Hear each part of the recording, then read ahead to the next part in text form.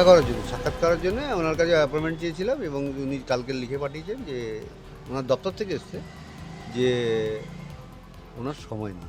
শুধু রাষ্ট্রপতি? সারা ভারতবর্ষের সমস্ত নাগরিকদের বলবো যে, এবং পৃথিবীর নাগরিকদের বলবো, দেখুন আমাদের যে আমরা কি পরিস্থিতির মধ্যে আমরা এই দেশে বসবাস করি, যে রাষ্ট্রপতি যার এ সমস্ত ব্যাপারে এগিয়ে এসে বক্তব্য রাখা উচিত, তাকে জানানো সত্ত্বেও তিনি বলছেন যে তার সময় নেই, তিনি আমাদের সঙ্গে দেখা করতে পারবেন না। তিনি তো মানে একজন মহিলা। কি পরিস্থিতির মধ্যে আমরা এই বিচারের জন্য লড়াই করছি, সারা দেশের সারা পৃথিবীর নাগরিকদের আমি বলবো যে এটা দেখা বলছি রাষ্ট্রপতি তো একজন মহিলা, তার তো উচিত ছিল আপনাদেরকে। উচিত তো অনেক কিছু আছে, কিন্তু সে কোনো উচিতই তো পাচ্ছি না। সেই জন্য সারা দেশের লোককে বলছি, দেখুন যে আমরা কী পরিস্থিতির মধ্যে বিচার পাওয়ার জন্য লড়াই করছি। পরের স্টেপ কী হবে?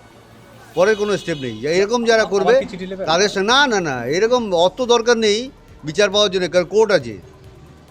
আচ্ছা, কারো কাছে ভিক্ষা চাইবো না বিচারের। প্রথম দিকে চাইছিলাম, দেখলাম যে ভিক্ষা করে চাইলে বিচার পাওয়া যাবে না, বিচার লড়াই করে আনতে হবে।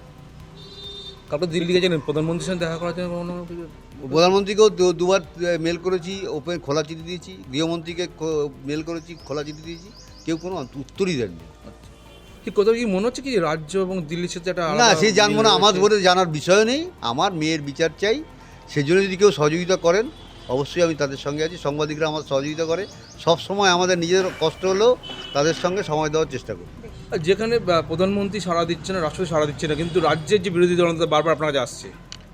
হ্যাঁ, আসছে, আমরা কথাও বলছি এবং উনি সহযোগিতাও করছেন। তাতে কি মিথ্যা কোনো কথা বলবো না, সদুত্তর এবং পাওয়া উনি যাবে? বলেছেন প্রয়োজন হলে আমি রাজনীতি ছেড়ে দিয়ে আপনার মেয়ের বিচার যাতে আসে সেই চেষ্টা করব।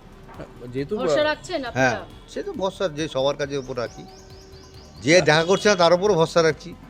আর যেখানে রাষ্ট্রপতির কাছ থেকে এরকম একটা রিফিউজ এসছে, আমার শুধু আমার প্রচণ্ড খারাপ লেগেছে যে আমি যে ভারতের একজন নাগরিক, হ্যাঁ।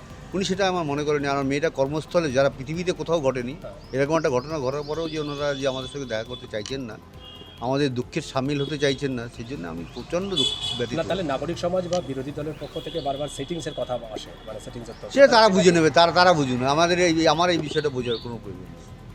না, কেন্দ্রীয় সরকার কি কোথাও চাপানোর চেষ্টা করছে? জানি না, মানে এটা আমার আমার হচ্ছে আমার মেয়ের বিচার, ন্যায় বিচারের পাওয়াই আমার উদ্দেশ্য। কে কোথায় সেটিং করছে, কি করছে, আমার জানার কোনো প্রয়োজন না, নেই। আমার আপনার উদ্দেশ্য ঠিক, যদি সেটিংস হয় তাহলে পাবেন কি করে আপনি? তাও পাবো আমি, সে লড়াইটা আমাকে আরো কঠিন হবে, কঠিন লড়াই করতে হবে, এই হলো ব্যাপার, কঠিন লড়াই করে যাবো। না, এখানে কি কেন কোথাও তারা মনে হচ্ছে যে দেখা মমতা করছে না ব্যানার্জিকে কেন? বাঁচানোর কি? জন্য?